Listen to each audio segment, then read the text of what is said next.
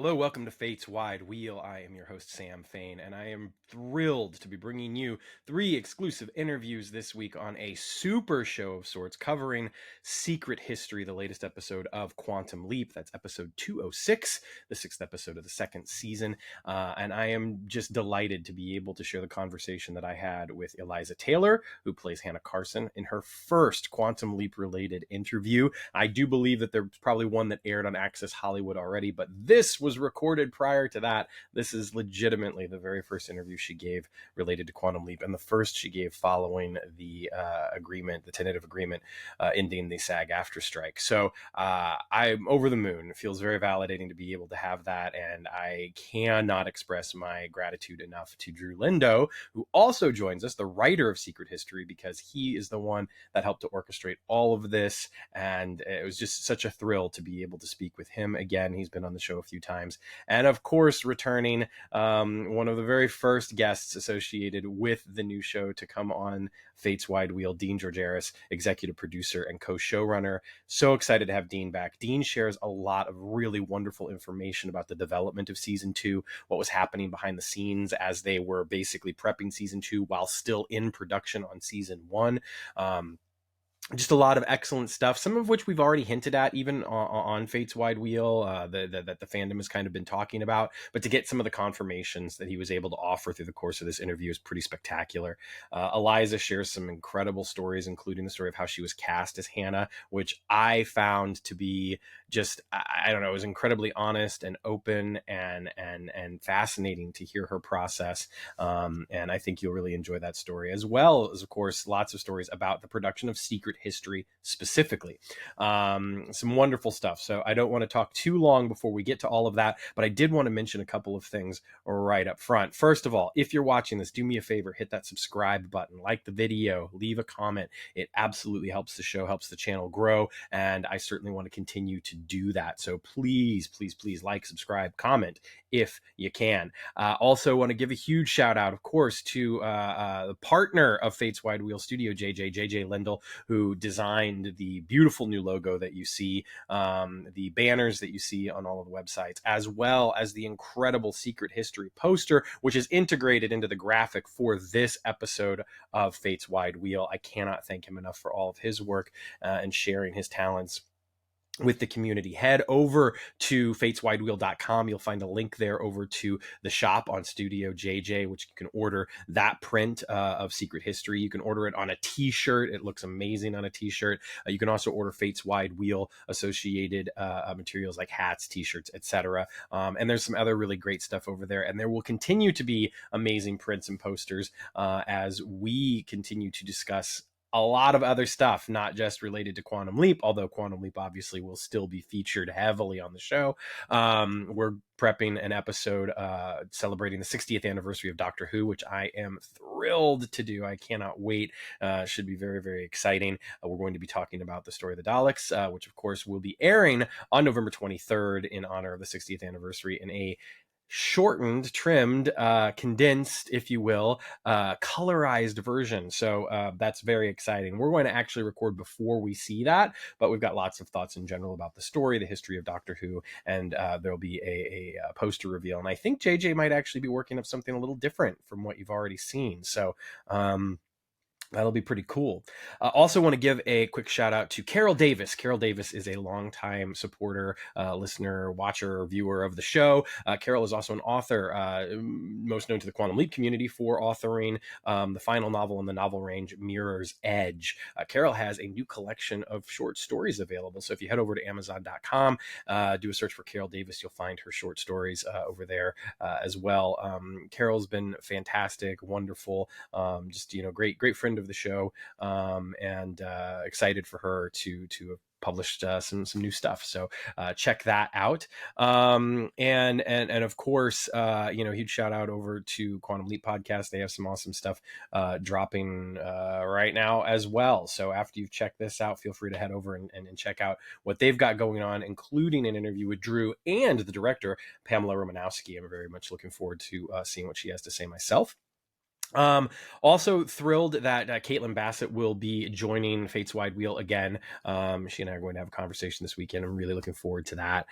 So there'll be lots of stuff over Thanksgiving week for people, especially subscribers of the YouTube channel. You'll get all those notifications first, and you can come over and watch all of the goodness coming your way. Head over to the Fate's Wide Wheel Patreon for an exclusive behind-the-scenes look into the creation of the Secret History poster by J.J. Lindo.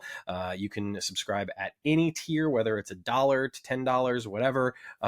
You will get access to that video, and you will continue to get access to behind the scenes videos as we produce those, which I'm really looking forward to doing. It was very enlightening. I loved hearing about JJ's process, just his inspirations, his influences, and seeing the piece come together from that first kind of raw sketch all the way through to the finished product was so cool. I cannot recommend the video enough. So it gives you the opportunity to support the show and check out a really cool video. You can do that over at the Patreon. Now, of course, as always, we have to make sure that we are setting right some wrongs out there in the world. So before you do any of that, before you visit the store, before you visit the Patreon, before you do any of that, make sure you're helping out in your community in any way that you can, whether that's through financial donation or volunteering your time. Help the world at large. See beyond your community if you're able to. I will always, of course, recommend the Trevor Project, and right now, especially Doctors Without Borders. The work that they are doing all the time is crucial, but right now in particular, they are doing some work that is frightening, and I think that they need as much support as they can possibly get, because it's coming, unfortunately, in short supply from certain areas. So Doctors Without Borders will certainly always be a charity that I support personally. I've supported them for years now. I think even before this podcast started, that's how long I've been supporting them. So Doctors Without Borders will always be a charity near and dear to my heart that I'm willing to support, and I feel like they just do incredible work, dangerous work sometimes, but vital work. So certainly help out if you can. And if after all of that, of course, you are interested in supporting the podcast, by all means, please do. It helps. It allows me to do some wonderful things, some essential things, like even buying this solid state drive, for instance, because one of my external hard drives decided to crash on me, and I nearly lost every single Fates Wide Wheel related raw file in the history of the podcast. That was a scary moment. But luckily, through your kindness, your donations, this is one of the things that I was able to purchase specifically for the show. So it's stuff like that that really helps to keep the show going and make sure that I don't lose things that we may want to revisit down the road. You never know. All right, I have talked long enough. It is time to get to the main event. We're going to head over now to the interview with Eliza Taylor, Drew Lindo, and Dean Georgaris. I think you're going to enjoy this one. It was a lot of fun and very enlightening. Couple of quick notes. Dean Georgaris had to leave about an hour 10, hour 12 into the interview. And we weren't able to do like really proper goodbyes, although there is kind of a goodbye. So he just kind of disappears. And Eliza had to do the same thing. Her son was actually waking up, and so from nap time. And so she had to kind of jet. Again, we did a goodbye, but it wasn't necessarily the proper goodbye that you would normally get. Drew and I got to talk for a little bit after that. He and I got some proper goodbyes in. But that's what I've got for you all, is this amazing, amazing interview with Eliza Taylor, Drew Lindo, and Dean Georgaris. I cannot thank them enough for joining Fate's Wide Wheel, and I am so glad that I get to share this with you. So in the meantime, enjoy, take care of yourselves, take care of one another, stay safe out there, and leap responsibly right into the Quantum Leap Super Show with Eliza Taylor, Drew Lindo, and Dean Georgaris. Hello, fellow travelers. Welcome to Fate's Wide Wheel. I'm your host, Sam, and welcome, fellow travelers. I am joined by three members of the Quantum Leap team, and I am super, super excited to have Dean Georgaris returning. Dean, how are you? I'm good. How are you? I'm doing fantastic. It's good to have you back. Good to be able to be back. Yeah, right. Absolutely. And then the writer of this week's episode, Secret History, Drew Lindo, returning as well. Drew, how are you? I'm feeling great. I'm happy to be here. It's always a pleasure. Fantastic. Well, thank you so much for being here. And with all due respect, gentlemen, someone who I am probably most excited to have on the show, saving the best for last, is Eliza Taylor, who plays Hannah Carson in Quantum Leap. Eliza, welcome to the show. Thank you so much for being here. Oh, thank you for having me. I'm very excited to be here. Yeah, I asked you right before we started. This is the first chance that you've gotten to talk about the show, due to the strike, right? Yes, it is. It's yeah, we'll see how it goes. It's been a while since we shot this, so I'm I might need some help from Dean and Drew. We Sure. literally shot it like 2 days before the writer's strike. So it's that far. It's like a different time and place. Literally, it just was before Yeah. the whole business Yeah. changed. Yeah, exactly. I mean, it does feel like a small lifetime ago for certain. Speaking of which, Eliza, I'll go ahead and start with you. With the strike resolving and being over, and now you can get back to work and you can do this sort of stuff. How are you feeling? How is it? How does it feel that things have, gotten not necessarily back to normal, but certainly, things are open and running again? Yeah, it's a big relief. It's really, I mean, I'm so happy for both our unions. The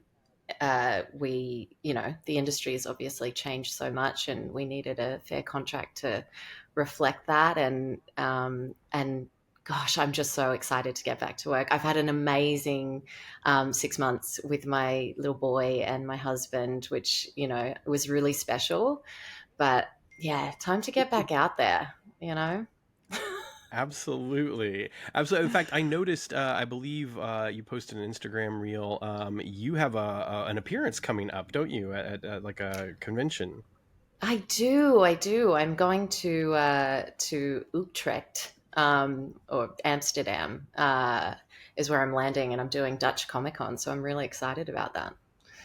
That's super cool. Yeah. I don't know if they'll have seen the Quantum Leap episodes yet. Unfortunately, I don't know. Dean, do you know if they'll have seen them over there? I can't keep track of where we are. You would think that I would know, but the studio sort of, they sell it all over the world. They don't necessarily tell us where and when. Right. I'll be sure to report back. I'm sure that there are some industrious folks that have probably already seen them by some measure or not. But I hope that goes well. It sounds like, again, to be able to get out there again and talk about doing what you love, as well as of course doing it, has got to feel like such a wonderful relief, and certainly in light of getting a fair contract as well, it's got to feel good. Yeah, it feels amazing. Yeah, it's been really interesting doing Comic Cons and not being able to talk about any show. So we've been Right. getting a lot of food questions, a lot of if you could have one superpower, what would it be? That sort of thing. It's been like our panels have been super interesting, but I'm excited to talk about TV and doing what we love for sure. Yeah. Dean, I'll ask you real quick. How does it feel now that you could start actually filming a show again? I know that you've been working, writing and other production elements have certainly been in motion, but now you can get in front of a camera again. Yeah, well, I can stay behind the camera. Well, No, I mean, we'll start filming on the 27th. I think we're all eagerly awaiting that day. I mean, the way the strikes happened, there wasn't really a proper sort of goodbye or pause at the end of the season because we really weren't sure when the strike would be called, and then it was actually called instantly. And crew becomes family, and you're excited to work with them. You're excited to see them. You're excited that people can go back to making a living, and it's been fun to sort of rediscover the work, because we were away from it for a while. And yeah. I think all of us in the room have been anxiously awaiting getting these episodes out to the audience, particularly as the season progresses. I think we're all really happy with season 2. So that part's been great. It's also Yeah, rare for I us can to imagine. have I mean, all these- I was just gonna say it's also rare for us to have had like being able to stop and then have 8 completed episodes to digest at once before like when we came back, like all of them were done. Our post team had finished all of them, so usually you're just going at that speed of putting track in front of the train as episodes are airing, but we could actually sit and sort of digest all 8 completed episodes before we went back to 9 through 13. So that's also very cool for the creative process, because you really are aware of like, you know, the strengths and the adjustments that you're making to the story, because you're seeing it written for the third time, right? The page, the set, and then in the edit, and we have all that information now, which is pretty cool. You practically read my mind, Drew. I was literally getting ready to ask you about, you know, having had the episodes and been able to kind of sit with them for a while, but to add to that, even you know, to come back now and be working on 9 through 13 while you still have, of course, you know, 6, 7, and 8 yet to air, and 6 being, you know, the episode that you wrote. You know, what's the excitement level been in the writer's room, and for you personally, to be back and writing and working while still having, you know, some episodes that were indeed filmed so long ago waiting to air for the audience? I'm thrilled. I mean, I've been very excited for this episode to arrive, because I just feel like it was made to be like a giant, you know, ball of delight. But I think also there's a momentum that this point in the season is starting to get into with 6, 7, and 8 that is very exciting. It feels like the first half of the season, Ben's going through this really emotionally charged breakup and this loss of time, and you know, his whole life is blown up, and we played the honest emotional reality of that for him and for Caitlin's character. So now this section of the season is really designed to be like Ben's journey back into the light and this new chapter for him. And so we have like that with the episodes that you're about to see in the coming weeks, but also for us as writers, we have the momentum of what comes beyond, and where we're headed with the season, and what Dean and Martin came up with this year for the story we're telling is really exciting and really emotional. And so there's a sense of momentum and real narrative of build-up that we're working with right now that I cannot wait for people to see realized. Yeah. Dean, you know, speaking of which, you know, the season starts obviously with this huge paradigm shift, and there's been this 3-year time jump for the folks back at the project. Addison's moved on. Ben's been declared dead. As an audience, you know, we've had now 5-6 weeks to sit with that and to see where that has gone through the course of these episodes. Did you feel like especially with like episodes 3 and 4, there was, you know, not necessarily a need, but that this natural progression that was able to resolve a lot of those big emotional, you know, narrative points that had been set up in that first episode? And now, as Drew said, you can kind of move on into a little bit of different territory. Yeah, when Martin first pitched the idea of the time jump, there were 2 or 3 sort of storylines that suggested themselves. The first being the Ben Addison, what would happen between them, the breakup, if you will. And then that suggested a Tom character, and then it also gave birth to the character of Hannah. And I know this is airing after 206, which is so nice because now people understand that there's more to her than meets the eye, but she's not a time traveler. Like, she's not, you know, so I think, to answer your question, 3 and 4 were always kind of designed in our minds to be, we need to get this stuff out. You know, I mean, like normally when you break up with someone, you don't keep working with them. Right. And also you normally don't have one of you has experienced no time. So you know, we didn't want to drag that out. And I don't, you know, you don't want to see people fighting over and over again. You don't want to see them saying the same thing. I mean, one of the challenges after the first season was really like, if you really stopped and thought about it, like how much longer were we going to play? I'm sorry I didn't make it home this leap. And I said, oh, it's okay, honey. Like that just, to us, I think it felt like it was worth the risk to try to expand the storytelling this way. Like obviously, whenever you break apart your 2 leads, that's a scary thing to do.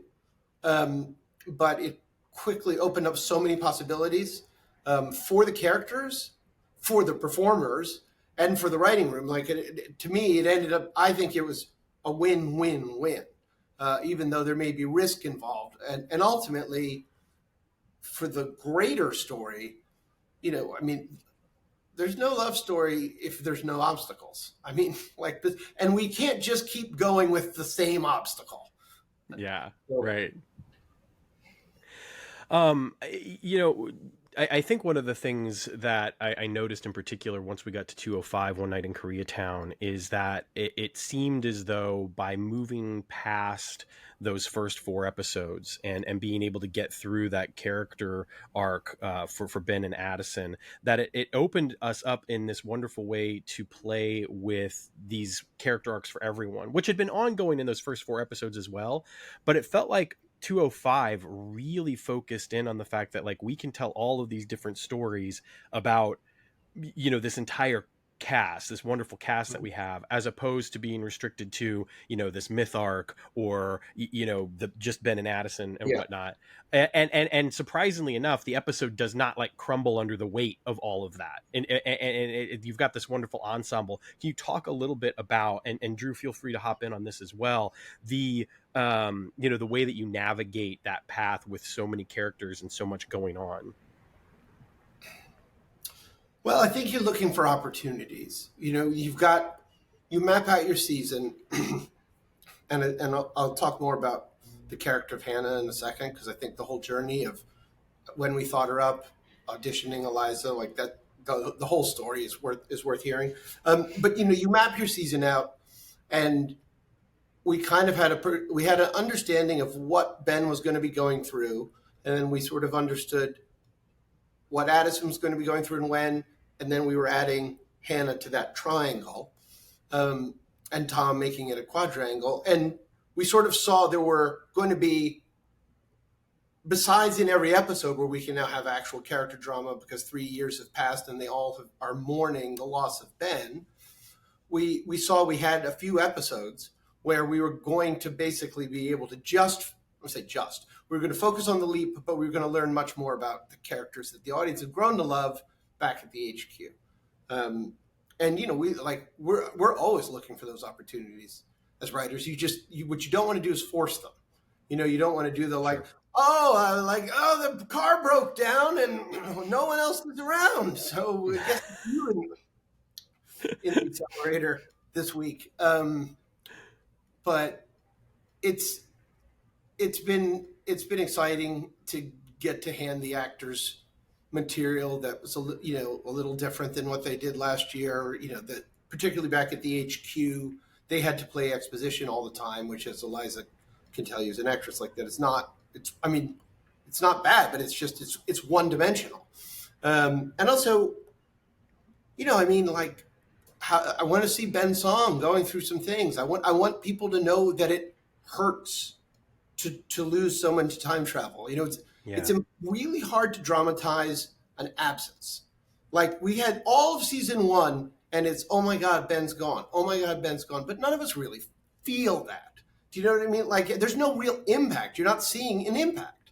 And this way, with the time jump, we can dramatize absence, and we do it by literally creating a loss. Like, what was it like? He died. Oh my God, he died. What did that do to Magic? It pushed him across a barrier, and he turned alcohol. Like, what did it do to Jen? What did it do to Ian? You're going to find out. So sorry, that's a long-winded answer. But, no, it's great though. I mean, that's appropriately. I think one of the joys of having you all here is that, yes, I want to talk obviously about Secret History, but at the same time there's a lot to catch up on, and one of those things, of course, you mentioned the introduction of new characters, and we get both Hannah and Tom, and I want to talk about Tom a little bit more later just because of his impact on Secret History. But let's just jump right to Hannah and talk about the genesis of the character and the decision to bring her in.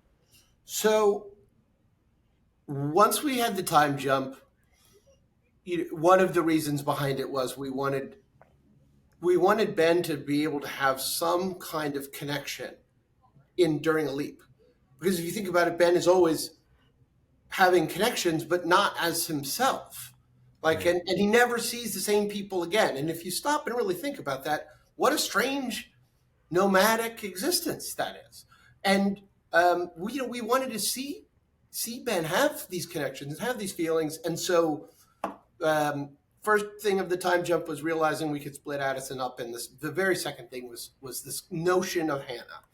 And since we're after episode 6, I think it's safe to say the audience at least is starting to understand that Hannah plays a role maybe that you don't expect because you're so used to Leaper X's and you're so used to sort of twists and turns. It's like, well, no, but there are people who are actually living their life, and they're living their life through this time continuum. And what if you happen to encounter an individual who, by her nature, and then we can go into why she is the way she is, but by her nature, and it's very important to her character, she has this ability to see beyond the generally accepted rules, right? I think you get a sense of it in 3, and you certainly get a sense of it in 6. And I think it's Hannah's superpower. You know, like, we all take these things for granted. And the truth is, most of this stuff is wrong. Like, once upon a time, we all thought the world was flat, and we were sure. You know what I mean? So Hannah, we introduced, and Drew wrote it so beautifully.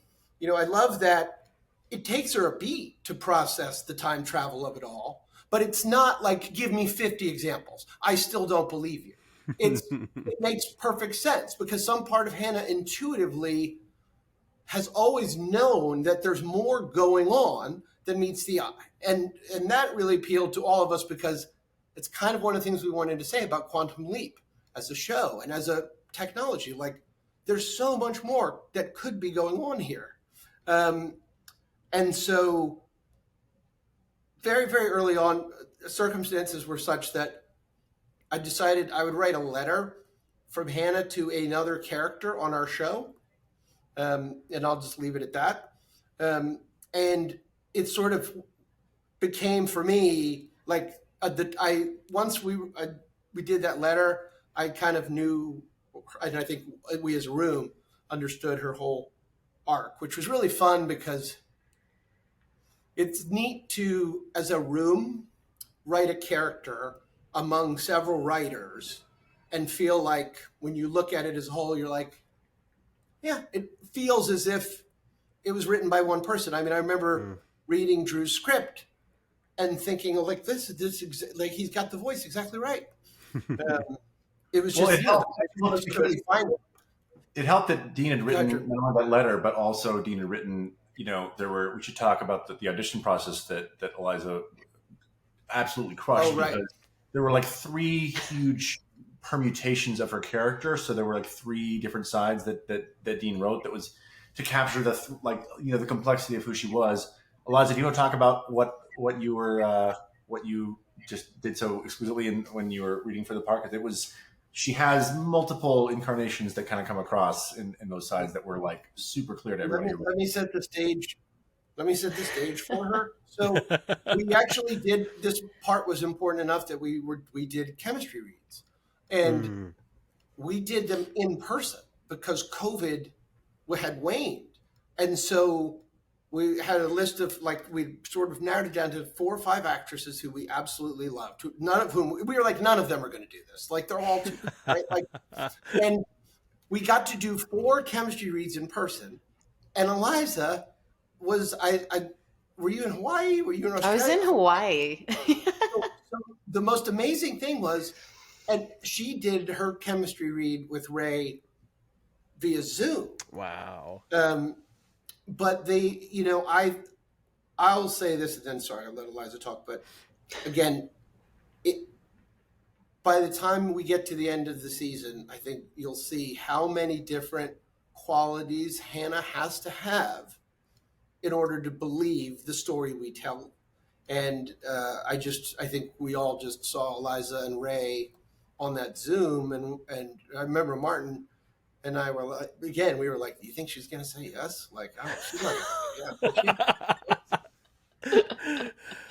Well, you all are making my job easy, answering questions before I even ask them. But yes, Eliza, please, I would love to hear about the casting process and what it was like, and especially doing a chemistry read over Zoom. I think that's fascinating. Yeah, it was, for me personally, it was a really, it was a strange time. I was living in Australia, and I was looking after my little baby, and I hadn't worked in like a year, and I was doing auditions, and I was in a bit of a slump, and I was feeling a little bit like do I remember how to do this, you know? Mm. And I met with my manager right before I'd gotten the Quantum Leap audition, but I hadn't done it yet. And obviously we do everything by self-tape these days. And so my manager just said, I don't know who this is, but you've lost your confidence. You've lost that get up and go. He was like, this next audition, I don't care what you have to do. Just really like consider the character, really look at your hair, your makeup, work it with Bob, who's my husband and is always my scene partner, and just go and smash it like you always do. And so I went into this audition with a determination that I hadn't had in a really long time. I was like, okay, who is this woman? And she was so fabulously written, even though I had dummy sides, I think, right? It wasn't. Yeah, they were. I mean, I think I can't remember. It was I think tricky because yeah. we wanted to see different both colors, and we hadn't written all the scripts yet, so we kind of had to just. It's fun. I mean, listen, writing the character of Hannah, that's a wonderful character for all of us to get to write. Yeah, So, yeah, we wrote some dummy sides, if you will, starting with the idea that her name is a palindrome. I think that was the very first. That's right. Answering another one of my questions.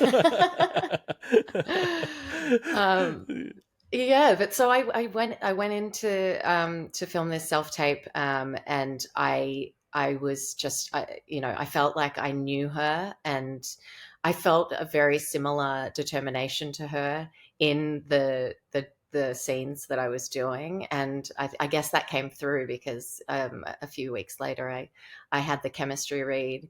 And I was so nervous, especially knowing that there were 3 other women who were up for this role who were going to be in person. I just went, well, it's probably not going to be me this time, you know.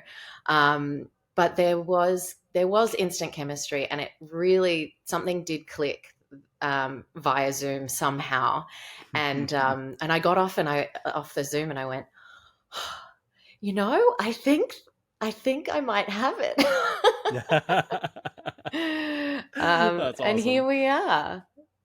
Yeah, it's funny because there's actually a moment in episode 202, Ben and Teller, where we see Ben on the screen and Addison is watching the screen. And I remarked at the time, I was like, it's amazing that they're able to like connect through the screen, without being in the same room to one another. So to hear that was possible in real life is fantastic. I love hearing that. And I think that from the first moment that, I saw Hannah, it was funny because it took me a split second to be like, okay, that's her, but is that her? Like, is this how it's happening? Because it's a very kind of unassuming introduction, which I think was really smart. But then of course, like the minute you start talking to Ben, it's like, oh yeah, that's definitely her, because it's just so lovely. And it was, throughout the course of that episode in Closure Encounters, there were just so many wonderful moments that I know I couldn't wait for more. And I was sold right away. Sorry, I do have to go back though, Dean. You mentioned her name being a palindrome, and I don't know if there's anything more to it, and if there is, I don't imagine you're going to tell me, but I just have to at least ask you, because it was something that I noted like on Twitter on my watch along, and like nobody commented on it at all, and I was kind of like, well, but it's obvious her name's a palindrome. So can you talk about that at all? Yeah, I mean, look, first of all, I think we tried about 3 or 4 different names for her. Like the name changed for a while. And then like we all draw, I think when we build a character, we draw on people we know, but we also draw on characters who have made an impression on me. There was actually a character in Jason Matthews' book, who's actually an espionage book. There was a character named Hannah Archer, who I thought had some qualities that this Hannah had, or this character had. So I was like, oh, Hannah. And I always liked the name Hannah. And so it just, then it just so happens it's a palindrome, and immediately it made sense that, oh, she's the kind of person who would remark on that. So in the audition sides, I don't know that it's not on the air, but in the audition sides, she talks a little bit about the fact that her name's a palindrome. Nice. So Eliza, I have to know. I mean, am unabashedly probably one of the biggest Raymond Lee fans right now. I just love his work. I think he's fantastic on the show, and I say this completely honestly that he's probably one of my favorite actors. Not just because of Quantum Leap. I just love his work so much on the show. Can you talk a little bit about that Zoom reading with him and just what that was like? Had you ever met him before? Was that the very first time that you'd ever encountered him? That was the first time that we met, yeah. But we have a mutual friend, Chris Larkin, who I worked with for like 7 years on the 100, and he always talked about how wonderful Ray was, and they'd done some theater together. And so when I got on the Zoom, I was like, "Oh, Chris," and we had a nice little chat there. But when we got into the scenes, there's something about Ray where you immediately feel safe. You feel like he's one of those actors that's very giving, and holds a really safe space for you to play in. And that's the dream. That's all you can ask for, really, from a scene partner. And yeah, I got that straight away. So, and I have been getting that ever since. That's awesome. I love hearing that. I mean, it definitely comes across. It's not hard to imagine that being the case. So Drew, Dean mentioned earlier, that in seeing your writing on Secret History and writing Hannah, that it was very easy for him to just be like, yeah, that's Hannah. Can you talk a little bit about the process of writing the character, and was it easy for you? And and kind of hearing that from Dean, was it just sort of like, yeah, I know the character, or was that kind of a surprise? You were just sort of like, oh, okay, good, I got it right. Yeah, I would say that I had two big tools in the toolkit for this episode. One of them was, again, there were like 3 different audition sides that were written that showed sort of Hannah's intellectual side, her, romantic side, some of the pathos of like things that she, just different emotional colors to play that I'd seen Eliza play from the audition. So like you're getting, and then when we got to cast Eliza, I was like, this is great because I've worked with Eliza in the past. We worked together in the 100 in a very different character. Clark and Hannah could not be more different. Right. But I'd seen her do, the words that Dean had written, and then also some of these materials Dean mentioned earlier that he'd written from her character's point of view. So you have both of those things. That's already a huge advantage in terms of who the person is that you're trying to write for. But what was really exciting was that the episode was a reintroduction of the character.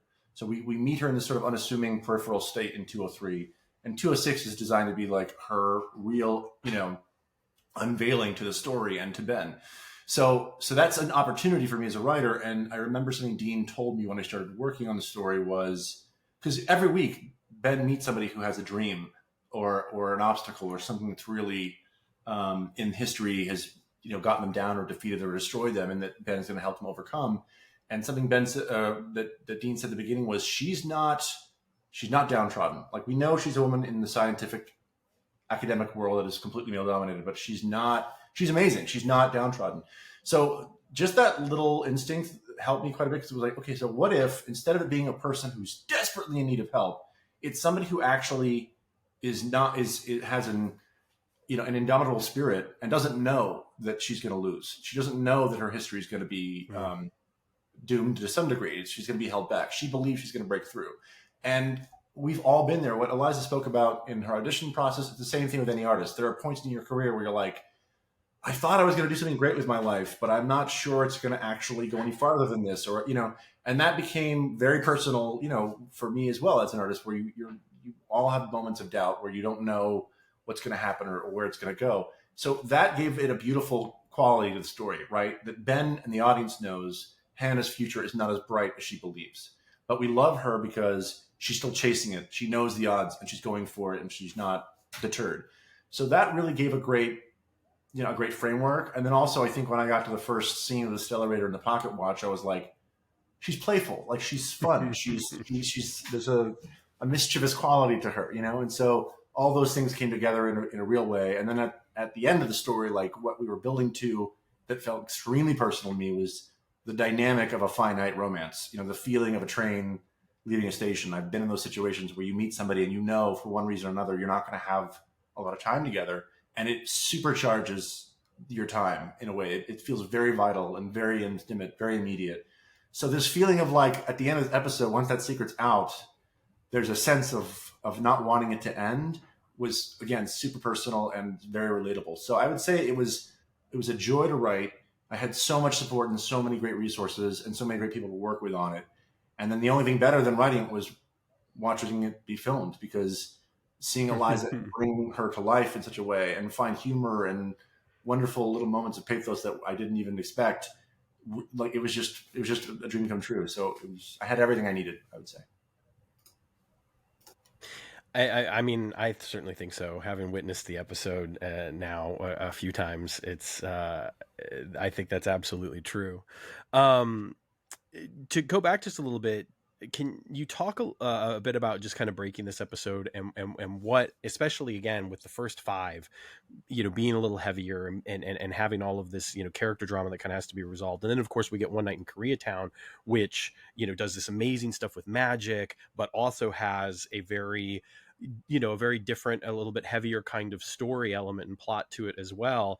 So coming off of all of that, what was it like when Secret History was in its, you know, its infancy and just, you know, being thought up as opposed to kind of having a plan for where you were going to go with it? Well, the cool thing about doing episodes of Quantum Leap is also the hard thing about doing episodes of Quantum Leap, which is it can be anywhere at any time. So you have to pick something really special, you know, because you only write so many episodes a season. So I think every writer on the show is like, which one's going to be mine, and where am I going to where in time to pick? And we have this board full of, you know, things we want to get to or try at some point. One of those was definitely like an indie style adventure for Ben, but that is not the most producible idea in the world. You know, we don't have sets. We don't, like, it's just not super producible.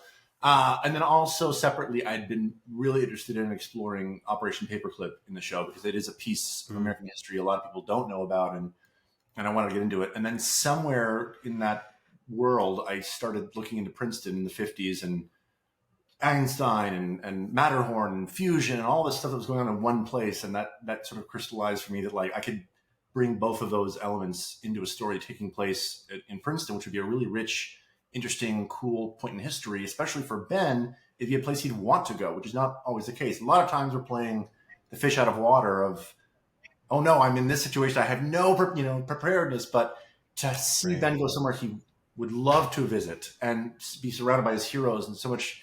It felt very much like my college experience, like going to film school. It was like, I can't believe I get to make movies with my friends. This is amazing, you know? So what it gave was a great context for an episode. But when I realized it was going to be a Hannah episode, it was like, this is the most fun, romantic possible adventure I could put these two characters in that would bring them together, that would let them bond over things that they love. They love Einstein. They love the math, you know, the romance of physics and all these things that, you know, there's no better thing to celebrate than the things you love. It's much better than the things you hate. So it just became it was something that was fun, but it was also like really germane to the point in the season. It was less a response to what we'd done and more just like a great vehicle for what we needed to do, I'd say. Yeah, it's, you know, one of the things that I said and kind of, you know, hyping it up a little bit on social media is it feels kind of like this sort of exhalation after, you know, what we've gotten from the first 5 episodes. And the amazing thing about it is just timing wise, with the strike ending, with, you know, with just where we are, the time of year it being, everything, it kind of just fits perfectly that it really does feel like this great exhale in a lot of ways. And the history, as you mentioned, is fantastic. You know, there's lots of great humor. You know, there's certainly heart and there's hope. I mean, you hit all those 4 H's that Deborah holds so dear, which is awesome. You mentioned too Ben's kind of just joy in being in this situation. I remarked to you off mic that this might be the first time that we've gotten that since the second episode of the series, Atlantis, when he's on the space shuttle. You know, this might be the first leap that we've seen Ben being really excited about. So can you talk just a little bit about getting the chance to do that as opposed to some of these fish out of water things? I'll just jump in and say, please. Exactly the reason for something like the time jump is exactly that. Because there's only so much genuine joy he can experience if It's like, oh, right, honey, I've broken your heart. And we're still together. That's all I wanted to say. It was like, it's but not by it's not that's by very much by design. Getting to see the genuine moments is very much by design. But how Drew pulled it off that's its own. He'll have to tell you that magic. Well, I mean, to be fair, like the fish out of water thing is where we get a lot of our dramatic tension. It's a great part of the show. I think what we are playing with every season is like, when do we zig instead of zag a little bit? When is someone else in the imaging chamber? When is something a little bit different? So this was just a way to do something a little bit different, because it's fun to see Ben be somewhere he's not really prepared for. That's part of the fun of the show. This was just something where for a personal episode where he let someone get to know the real him. It also fit with like, let's send him somewhere he would feel at home. Like he would feel at home. It's like if you're a big Elvis fan and you get to record with him or go to Graceland, it's like, that's a great moment for you to be in your element with somebody else and to bond over a shared passion like physics and science. So it serves the story that we're telling now. And I'm not, it wouldn't be the same way every time, because it's fun to put him in different situations. But this one was like, it just felt like the right story to tell, and we're also always hunting for a world that is exciting for an audience to go to. So you can make Princeton exciting for non-science nerds if you add, secret rooms and chambers and sword fights. Absolutely. We'll get to that a little bit more in a second, but I want to pivot over to Eliza for a moment and talk a little bit about kind of just developing the character of Hannah as an actor. And certainly one of the things that, I mean, anyone who's listening and anyone who's aware of who you are prior to Quantum Leap is that, you have a dialect that you have to assume for this show.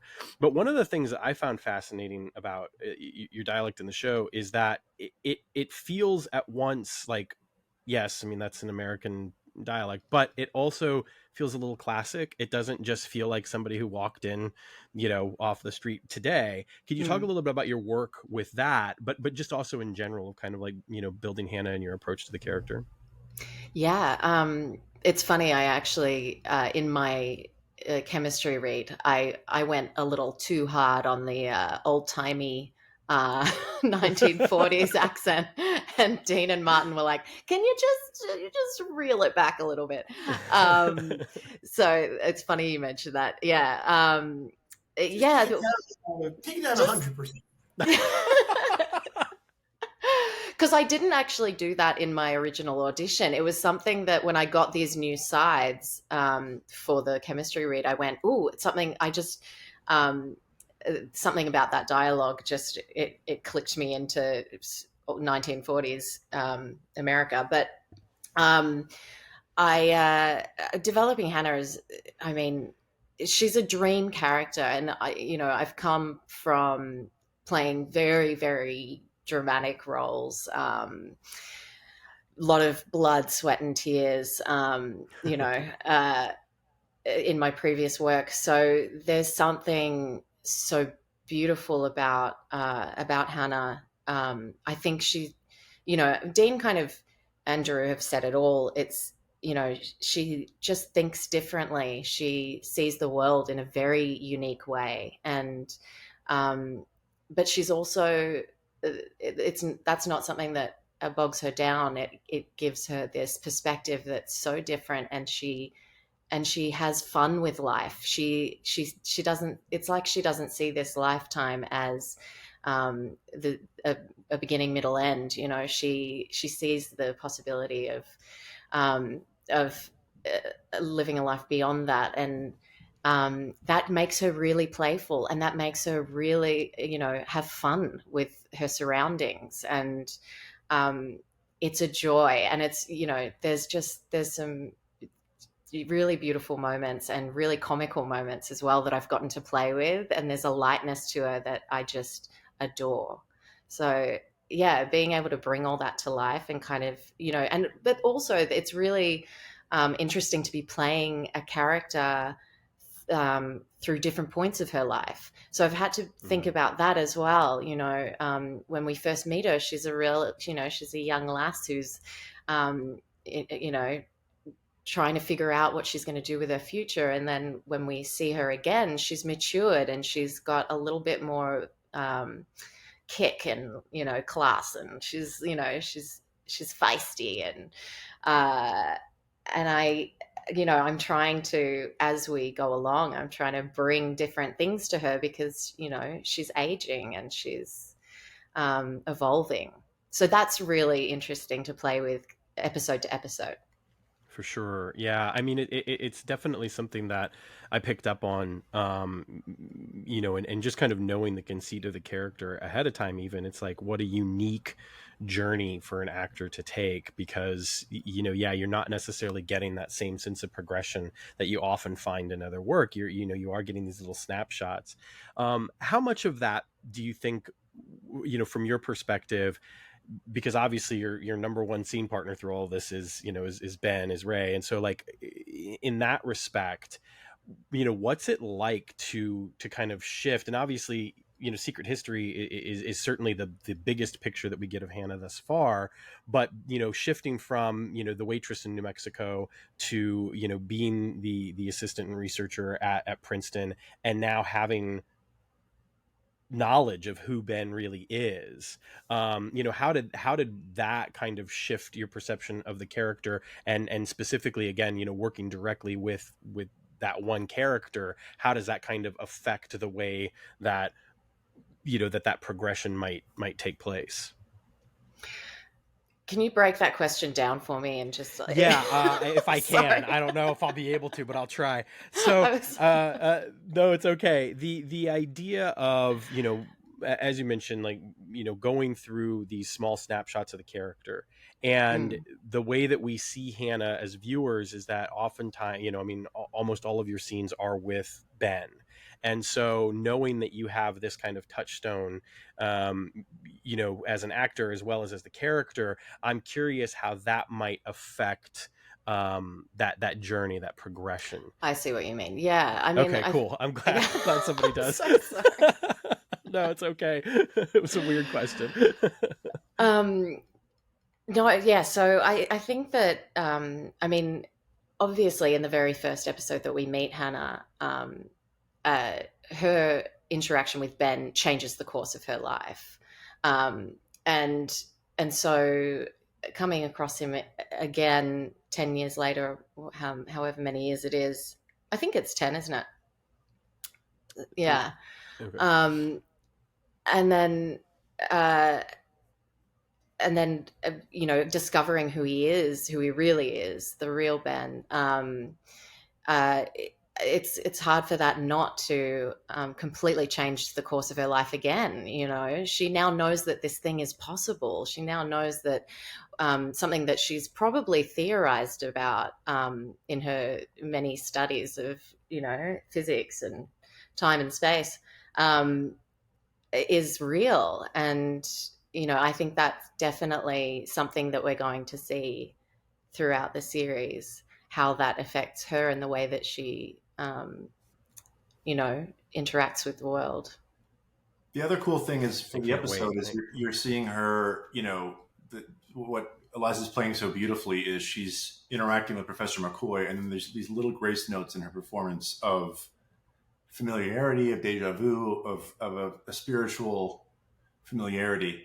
And so that's a really cool element of the episode, right? We wouldn't have that. If we didn't have 203, we wouldn't have that color to play here, right? Of something that feels familiar but can't be explained until you get to that moment. And so that was something really fun to see on set, is like where we're really drawing out those moments that feel like she's onto it or not, or throwing it away and can't be that, and those moments really sell the episode. Like that scene in the hallway between the two of them when he knows her last name or first name, there's that moment where she, like, have we met before? And it's such a great moment because A, it's how she's playing it, and B, it's how Ray is responding. You see how deeply he is yearning for someone to recognize him and to know him and to connect with him, and he can't because it's against the rules. And it's, the long form of storytelling we get to do this season is a real gift because you're getting to earn these moments as we get to them moment by moment and episode by episode.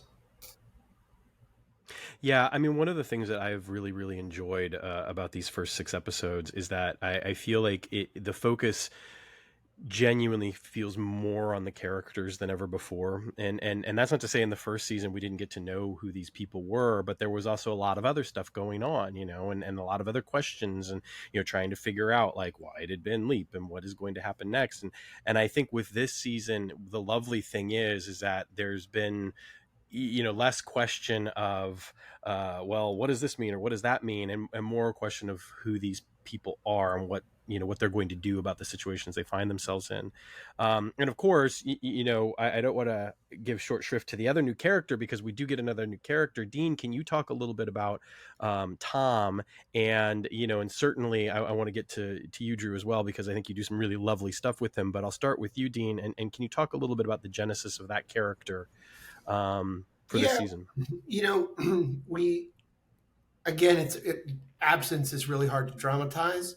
So if Addison were single, even if she were heartbroken, it would not play the same. We would not have the same drama to play. We want to give her someone. And we had some basic ideas. Like, we wanted to be true to Addison as a character.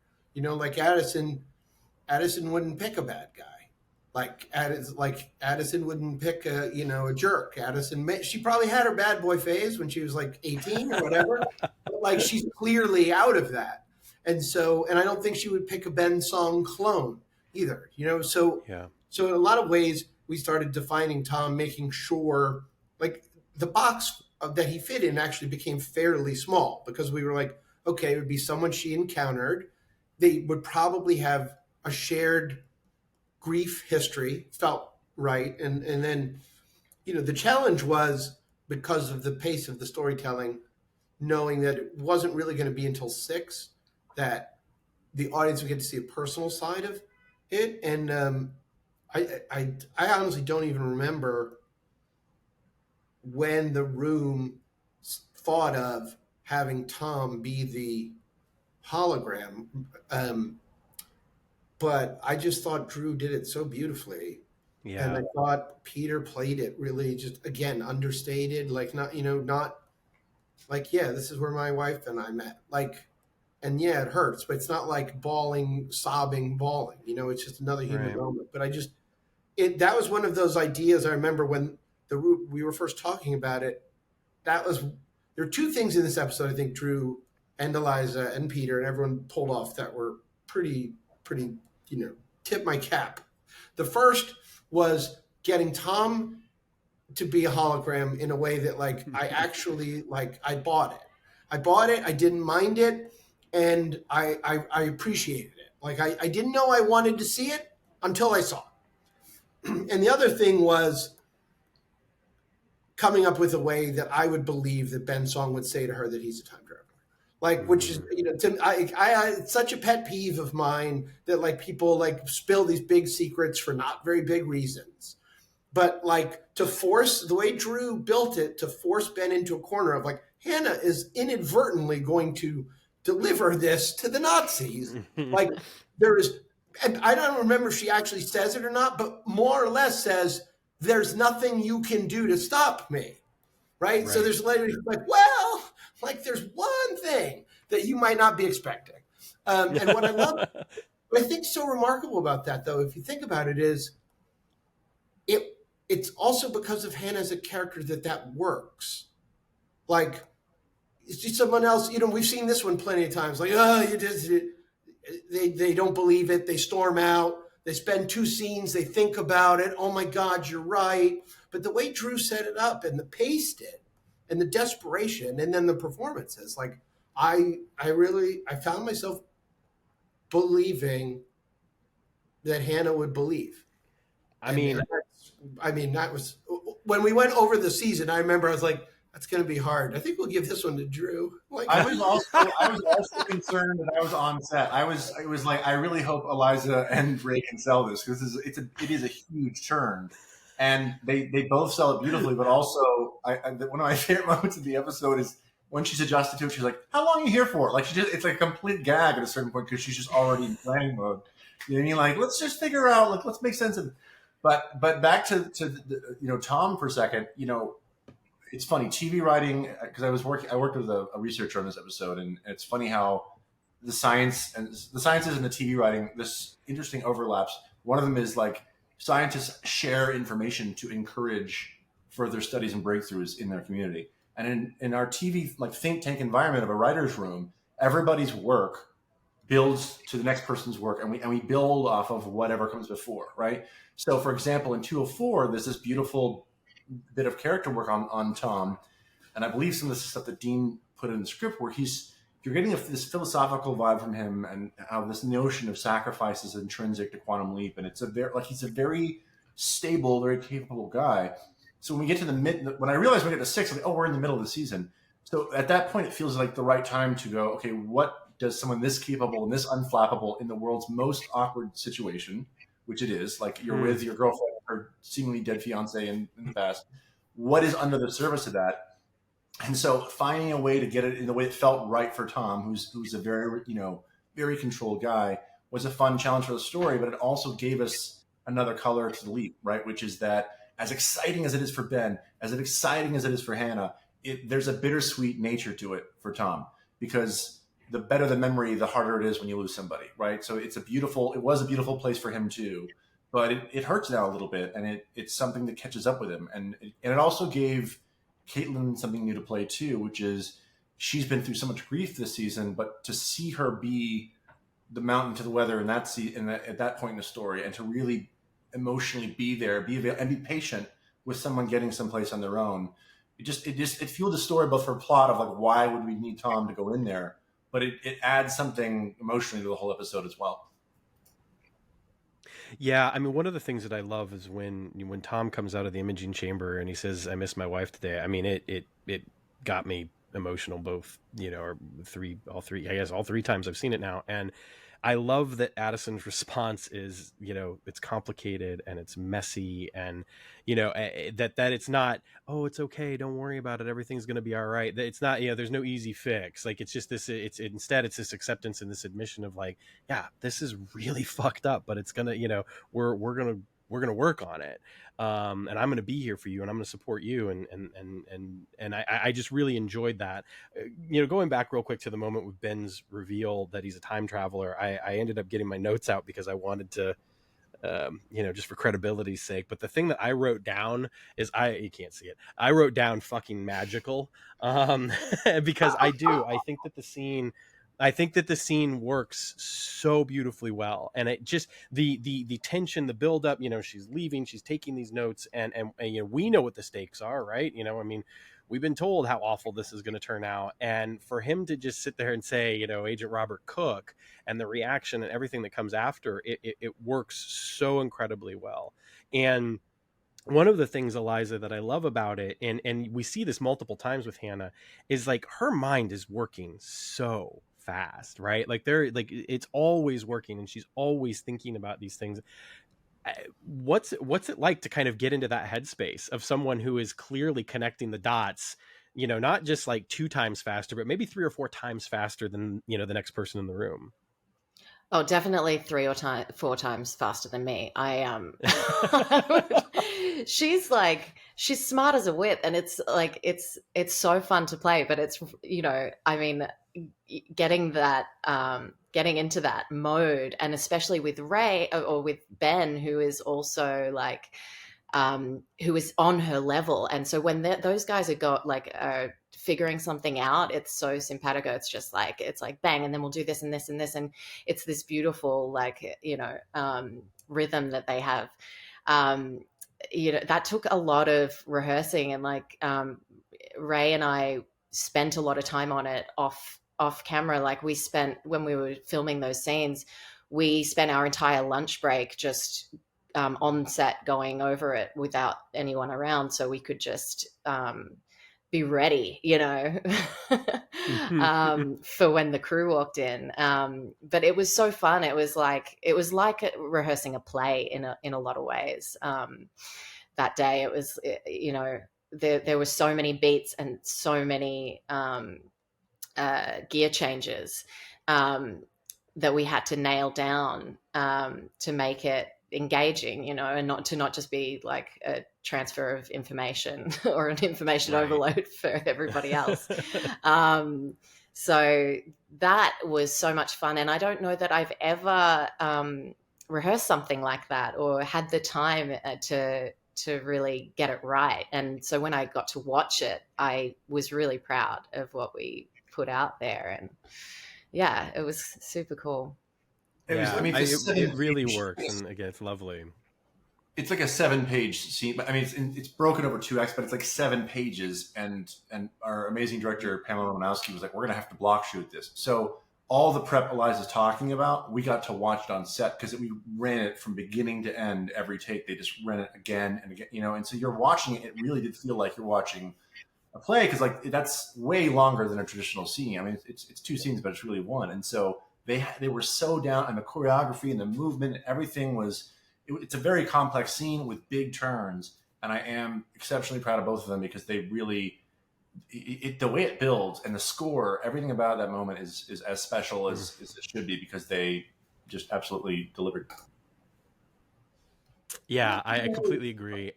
One of the things I think is really great about that scene, and I think my hope is, I think all of our hope is that after the season's over, like people will sort of, when they rewatch it, they'll find that there's more and more like philosophical stuff in here by design. But, all of us have had the experience of meeting certain people in our lives and having this incredible connection, right? And people will throw around the word soulmate. So, and let's say Ben and Addison are soulmates, for example, like in their presence when they meet. So if Ben and Addison are soulmates in that way, a soulmate is a person who makes your sort of the universe make sense to you. And I think when Hannah meets a time traveler, in a way, it makes the universe make sense to her. Mm-hmm. You know what I mean? Like she's had this feeling her whole life that there, like she's always thought there's more going on. She's always believed we're deeper connections. She probably, she's probably turns into a big string theory person. Like she's aware of all these connections, but now all of a sudden, here's someone who tells you, and it's something we thought about a lot. Like, how would you look at the world? I remember reading an article once on how would you look at life if you knew there was a life after this? Like if it was certain, how different would you look at? And I think it's one of those pieces of information. But my point of all this being, it allows Ben and Hannah to be a different kind of soulmate. Mm-hmm. And I think that's what Drew wrote so beautifully, and that's what they played so beautifully. Yeah, it's really interesting. I'm glad that it's funny because when you first started talking about that, I thought that you were going to kind of put the focus on Ben and like what Ben needed. But I love the fact that you didn't. That you were talking about Hannah and kind of what Hannah needs and the way that Ben kind of helps her see the world, and make it make sense for her.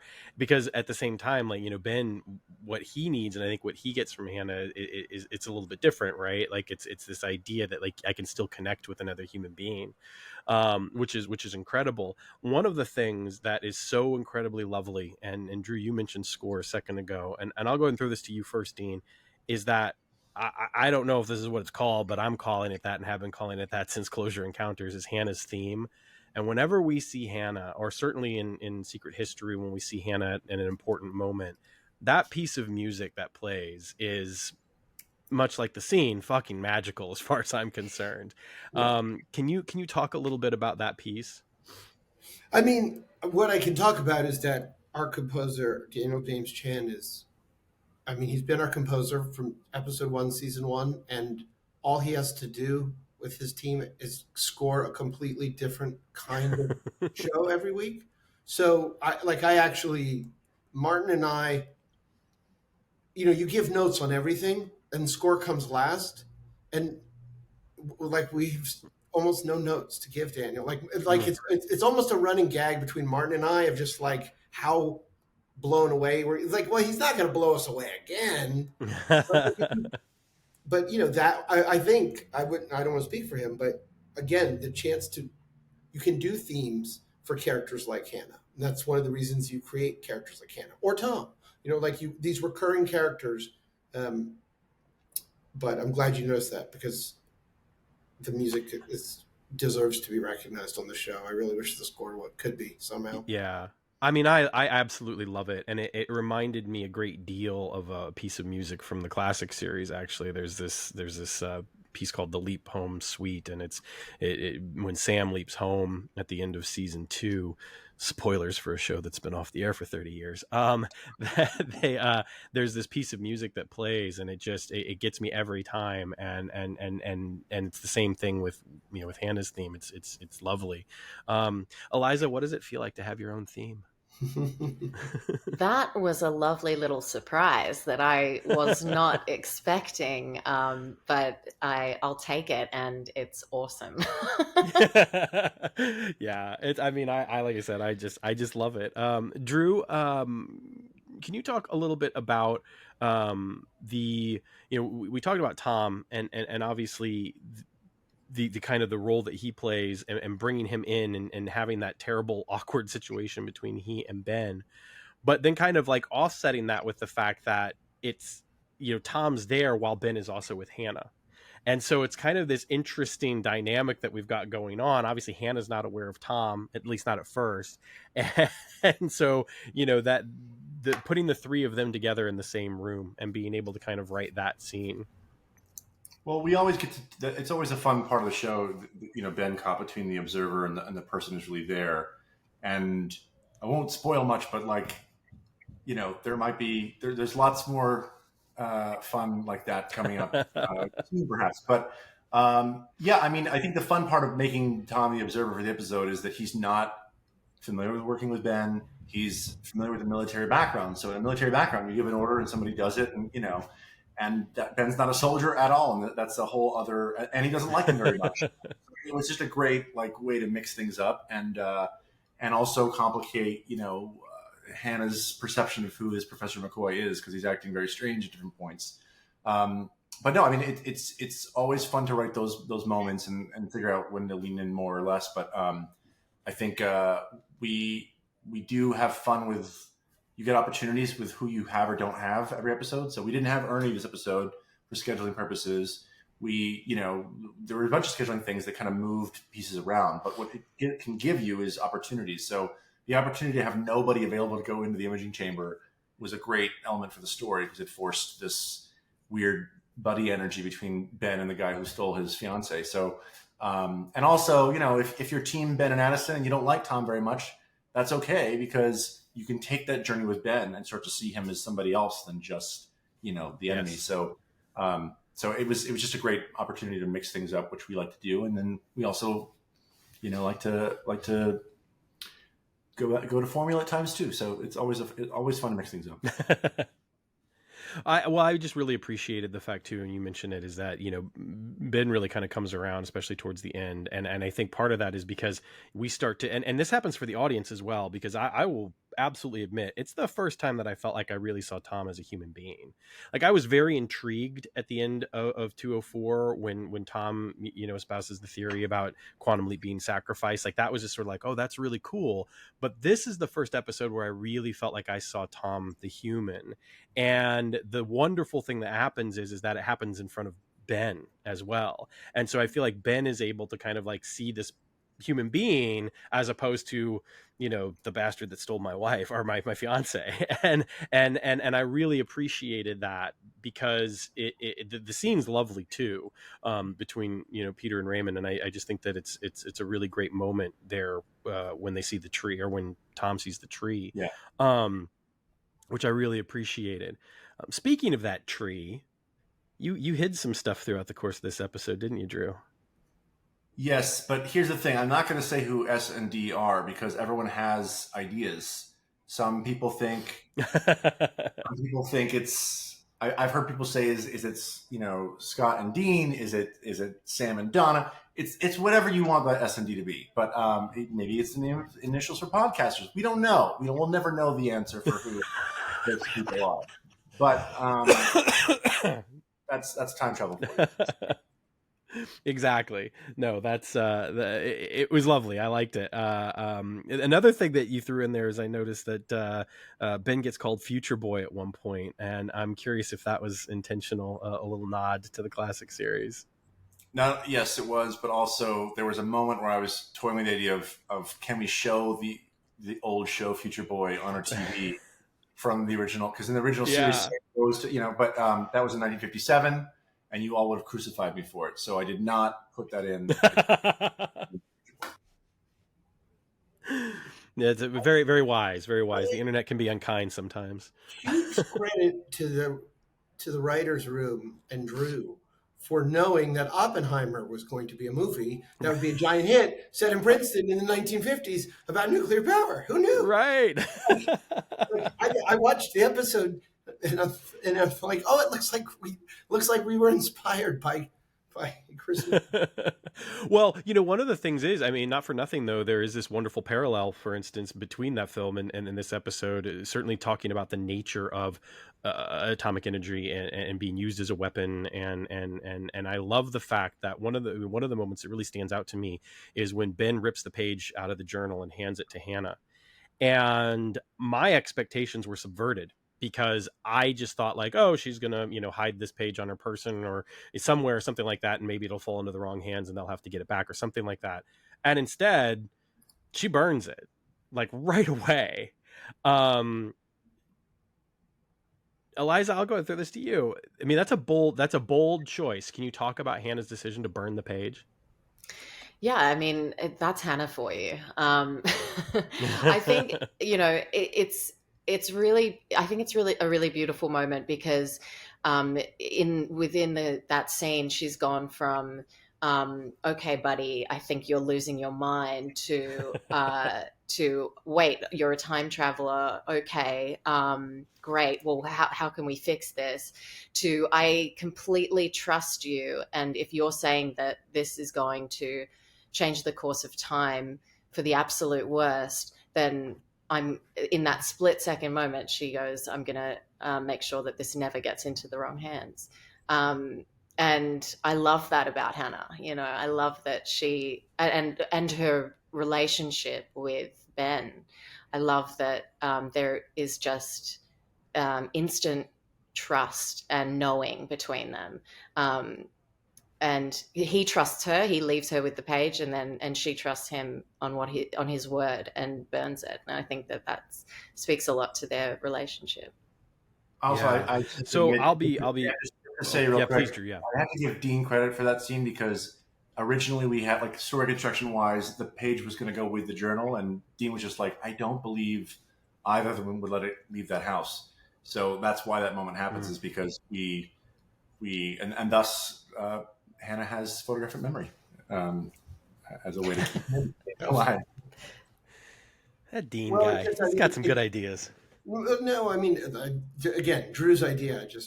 I just was sort of remarking. It feels like I don't believe Hannah would leave with it. I don't believe the one thing that these two characters have in common is like this incredible sort of moral compass, and.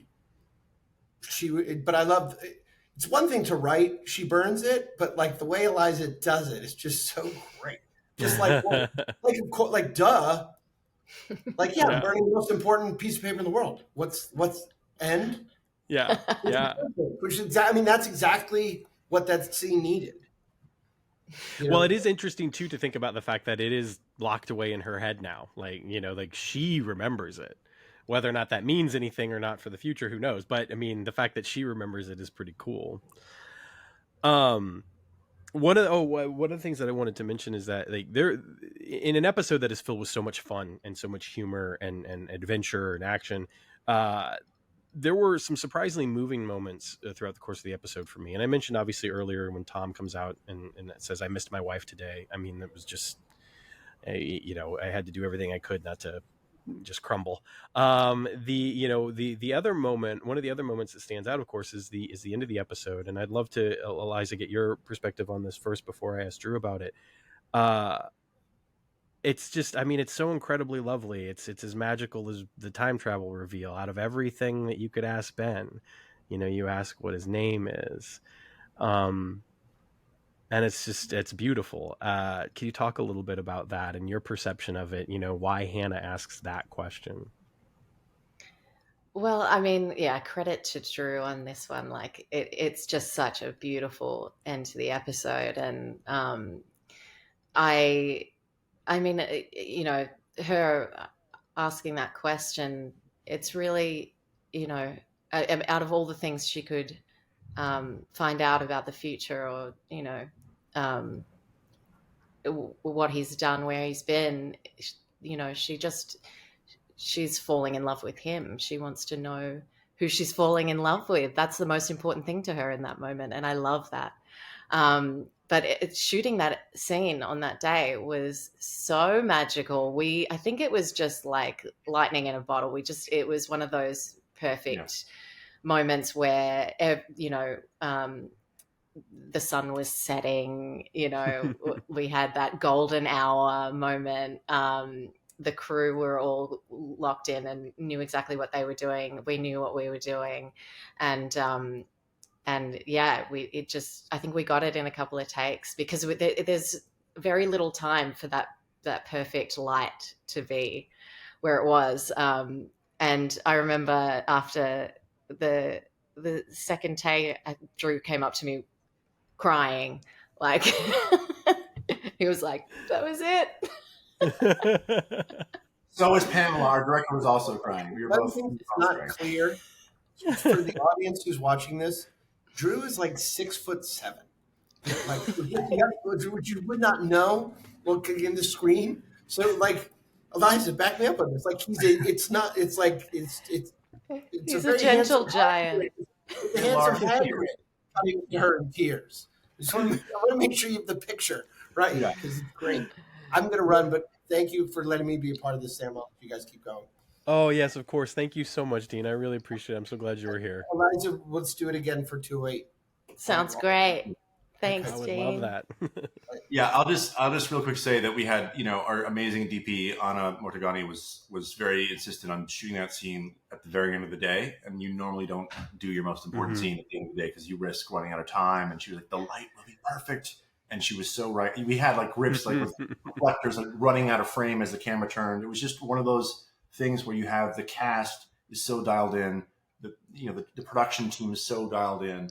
And Pamela and I were at the monitor just being like, I can't believe we're getting it this right. Like we're getting it just how it feels at its best in our minds. We're getting it even better on the day. So it's the greatest part of the job, right? Is you watch someone take something from your imagination and make it real, and not just real, but you feel something deeper than even you can when you read something, And I was so happy with what Ray and Eliza were able to bring to that scene. And it really, like, she even brought like a little, like, she's talking about electromagnetism, but she's also inviting something deeper. It's a tricky thing to pull off, but they did. And we were that's the moment that Pamela and I still talk about to this day. It's just like, we got real. And there's a lot of magical moments in this episode. It was a very difficult episode to pull off. Princeton 50s is not easy. The costumes by Genevieve were amazing. The hair and makeup for Hannah, like, one of the first things she said was like, it's an indie movie with a Hitchcock blonde. And Pamela was like, I got it. Let's try and bring that to fruition.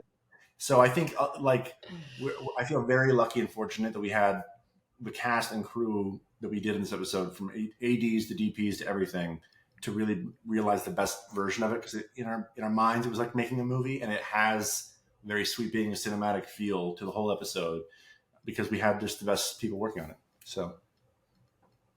Yeah. It comes through time and time again, and in this episode specifically, it's absolutely true. It feels big in so many ways, and I can't wait to hear what everyone else thinks about it. Obviously, don't want to keep you guys too long, but I do have a couple of quick questions that I want to throw at you real quick. Drew, I want to talk to you about the decision, which I'm sure a lot of fans are going to love, to have Tom in particular as the hologram get to do some hologrammy things, and move through some walls and some, and I do love that he tries to shake Ben's hand as well, not once but twice. Talk about getting the opportunity to write some stuff that we don't always get to see with the holograms. Yeah, I mean that's the fun of having somebody who's rusty at something.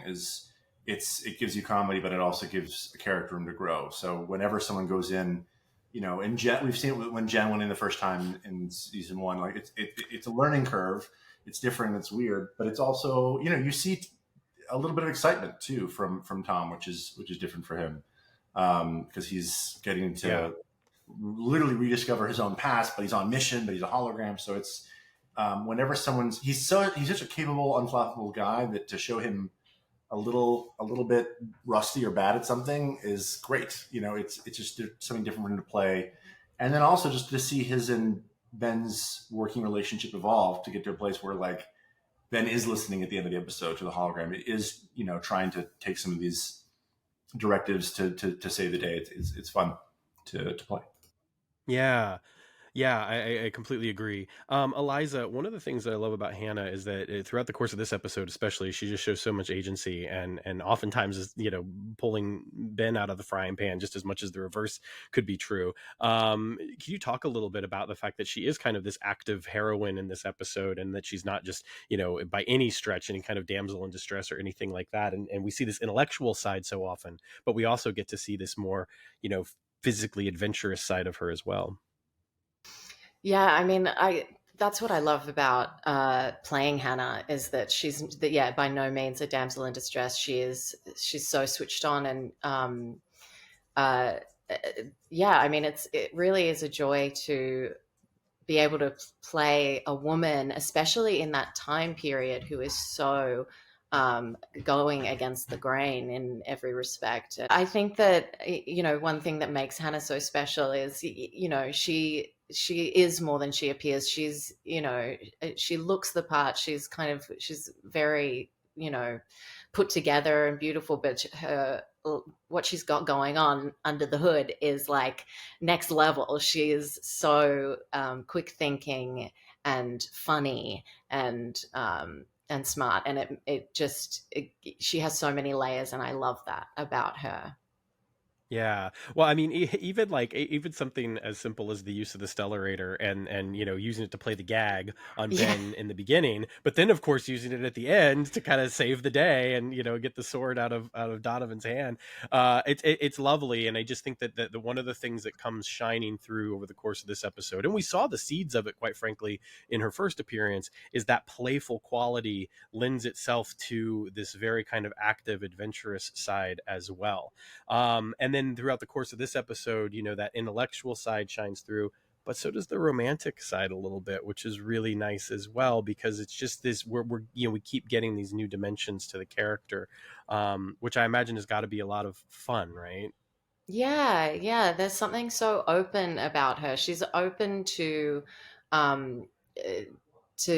lot of things that people might think impossible. And one of those things is as simple as falling in love and finding your person, and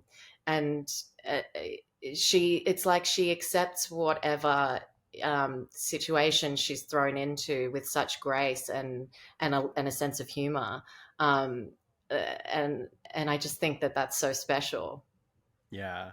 I yes, absolutely. And again, it really shines through in this episode. And I feel like the fact that this is the first time that we really get to see Hannah front and center, it's incredibly successful. It's lovely. And I would be remiss if I also didn't mention one of my favorite moments is when Ben, kind of lets slip that, her research is never going to be published with her name on it. And the shift there is so beautifully done. The disappointment and the kind of heartbreak we see in that single little simple moment. I loved it, and I wanted to take the chance to be able to say that to you. Oh, thank you so much. Thank you. Yeah. I mean, it's really, I feel very lucky that I get to play this character and get to have those moments and to show so much light and shade in what is a really, the unique thing about this show is that like every episode is like a movie, and there's so much pace to it. There's a beginning, middle, and end, and to play a character who spans outside of that and who has so much nuance is really exciting, and I can't wait to read what's coming up next. I really can't. I can imagine. I'm very excited for you, and I'm so glad that you're able to get back to work and talk about this stuff and do all this, and I'm just so pleased, and I really, when Drew said that you would be joining us, you had to pinch me because I almost didn't believe it. So I'm so glad that you got to be here, and I'm really grateful for that. Me too. And Drew, I did want to throw a couple more quick questions your way, if you don't mind. The one of the things that we didn't get a chance to talk about at all yet is, of course, the story back at the project with Ian and what they're going through back at the project and everything that they're having to navigate. One of the other scenes that was really kind of that one of those emotionally moving moments is seeing Ian and Rachel come together in the parking garage, and as you know, as Ian is asking for help, and Rachel's response is so lovely because it's set up in a way that almost feels like we're going to get some weird turn, you know, from Rachel or something like that, and instead she just simply says I love you, and you know, there's just this beautiful moment between them. And actually, pardon me, before I go much further, I know that Alice uses she they pronouns, but I didn't know if the character of Rachel was written to also use she they pronouns or she pronouns in this case. Do you know? Currently, the Rachel character has she pronouns as of now. Okay, excellent. Thank you for that clarification. So that moment when Rachel, you know, tells them I love you, and of course, you know, she's going to help. That just feels like a big moment, especially with the nature of their relationship that we've seen prior. Can you talk a little bit about that particular scene? Yeah, I mean, I think it's sort of a culmination of their story thus far, which is that there's always secrets Ian has kept or reasons to have distance that has affected their relationship both in season 1 and in season 2. Rachel's clearly more in the fold in season 2, but there were things that Ian was not sharing that we learned in 204. So it felt like this was the time to really show that Ian had learned their lesson and was ready to open up at the worst possible time, which is I'm going to be open and honest with you in a way that can actually put you at risk. So it's the thing you're always asking your partner to do, but it's the hardest version of that of help. But I think a little theme runs through the episode is that help from people you care about is not a weakness. It's a great thing. So Ben is asking Hannah for help in a way that McCoy probably didn't, and they succeed in their story.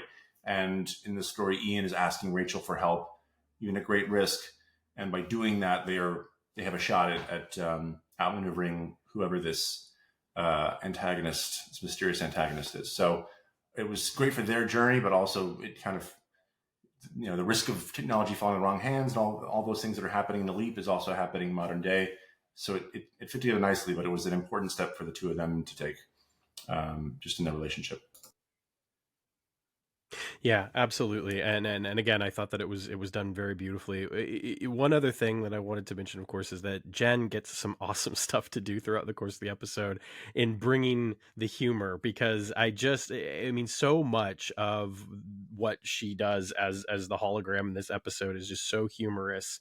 You know, when she pops in and scares Ben, when, you know, she kind of needs Ben's prompting to, you know, it's like, I need your help here, like, you know, tell me what to do in this situation.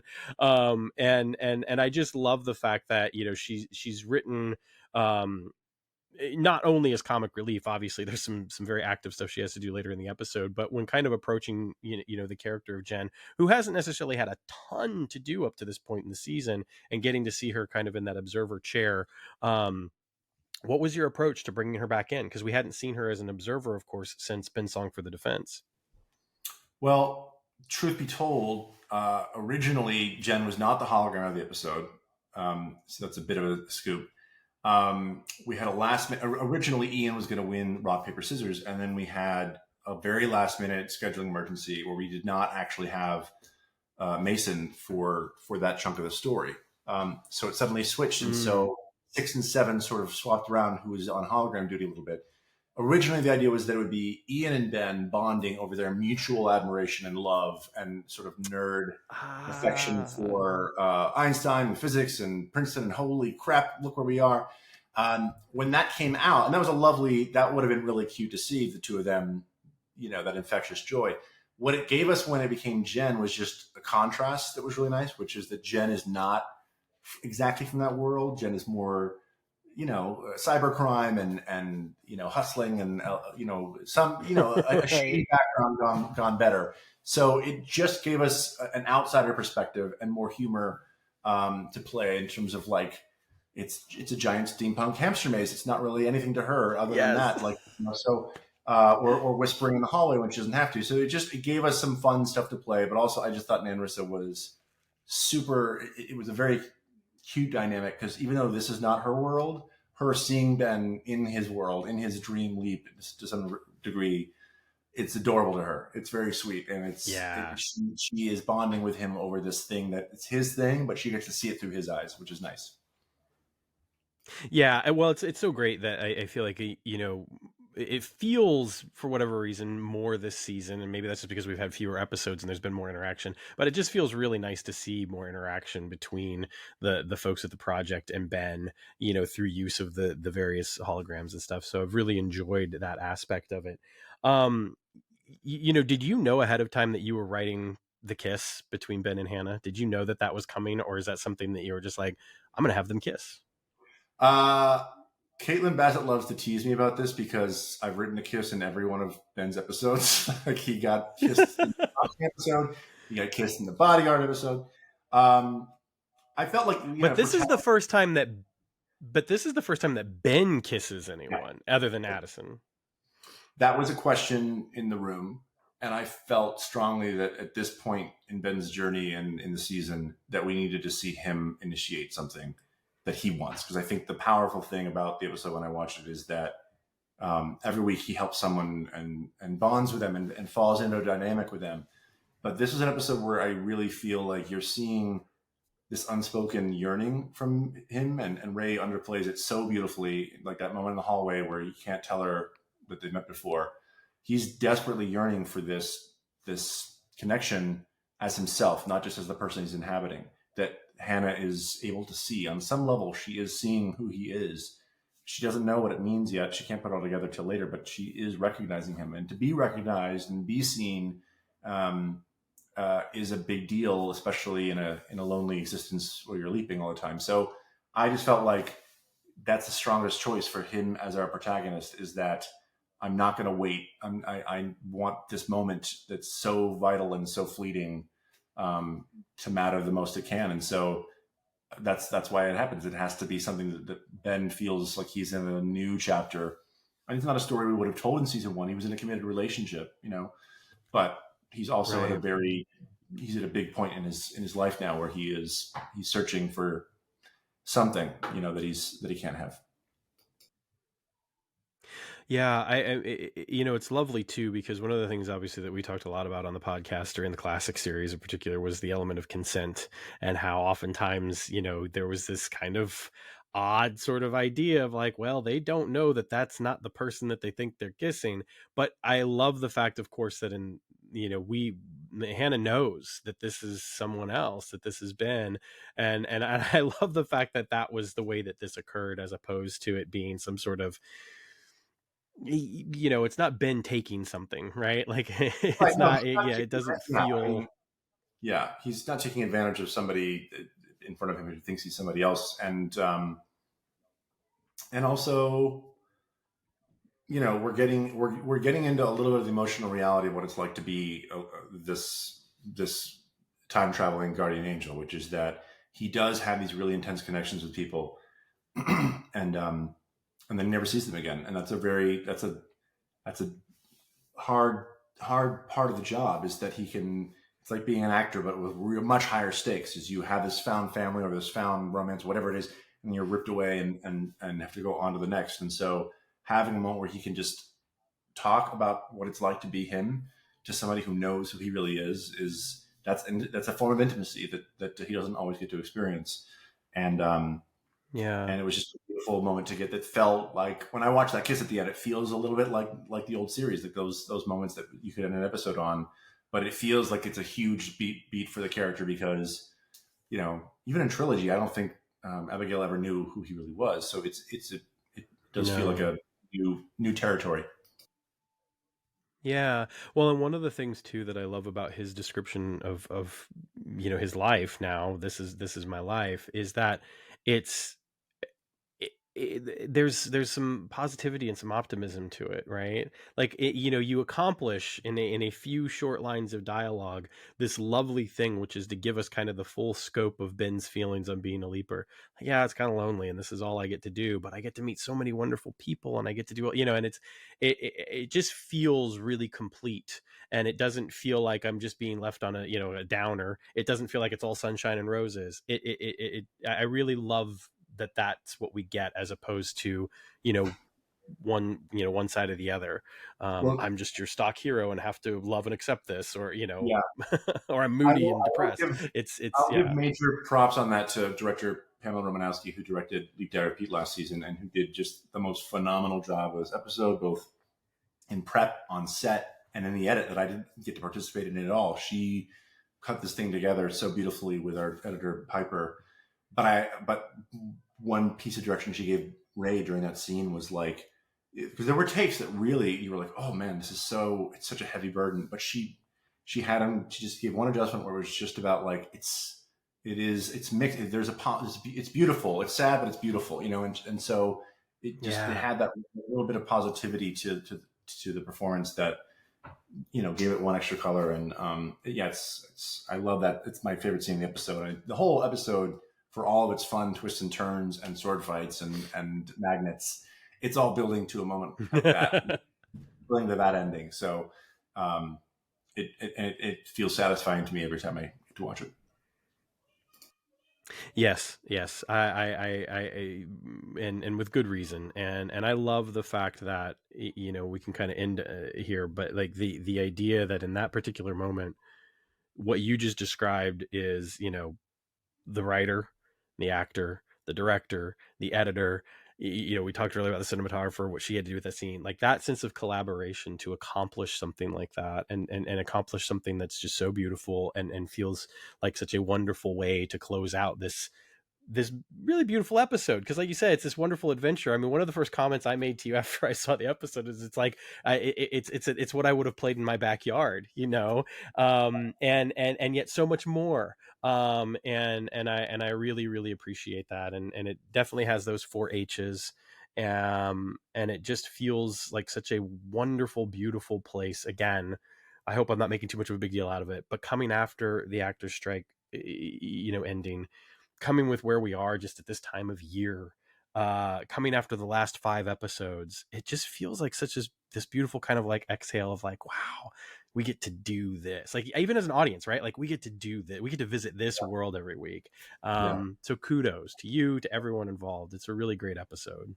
Thanks so much. We really appreciate that. And again, it really was a village, and Martin and Dean had, they've had a really tremendous vision for the season, and it was really fun to tell this installment of it. Yeah, I lied. I have one last question. Okay, one last. Somebody will say, why did I not ask this question? So in 202 in Ben and Teller, there's a moment where Ben knocks down a false wall and gives the impression that he has these superpowers based off of the reaction around him, and he's just sort of like, Pilates. And it seems to kind of maybe hint at the fact that like Ben's physical being is in charge here, right? But of course, I think every other episode is pointed to, and of course specifically in Secret History with the limp and the pain caused from the wound that McCoy took in Normandy, that no, like he is inhabiting this other person's physical space. Can you talk about that and maybe give a definitive answer for viewers that are a little cloudy on that? Well, I agree with your interpretation, because I think the boxing episode I wrote in season 1 definitely leaned into that part of the story, which is like Ben was in the body of an athlete with muscle memory to box. And so he had to learn the moves, but his body would be able to, that he was inhabiting, could keep up with it. And in 105, in the Western episode, he was an older man. And Ben, portrayed, even when you see him moving around the town, he's not like a spring chicken. So what I'd say about 202 is that, it's a piece of like cheap drywall that they even make. I think there's dialogue about how it's not like a real wall. It's just right. They put over it cheap. So like on one hand, it's not like a big thick wall, and on the second hand, I think like to me that moment's less about Ben having like a man's strength and more just like Ben's mind in that woman's body is saying, I'm going to freaking do this with a box cutter. That is, it's out of character for her more than it's just like, wow, you're so powerful. It's more just like Ben is trying to come up with, I think he's trying to come up with a bullshit excuse for why he's, trying to cut into a wall, but it's also, he's not using a drill. He's using a box cutter on drywall. So I'd say it's a gag, but I don't think it's invalidating the rules. I think it's just, it's what Ben would do. And I think Grandma could have done it herself had been her idea. That's what I'll say. I think you're right. I think you're absolutely right. I'm completely, yes, you've got me. I'm satisfied. Drew Lindo, thank you so much. I really appreciate it. I just want to give you all the credit in the world because, you helped put all of this together today to bring in Dean and Eliza as well. And it means a lot to me and it means a lot to the viewers. And thank you for your work on the episode, but thank you for that as well.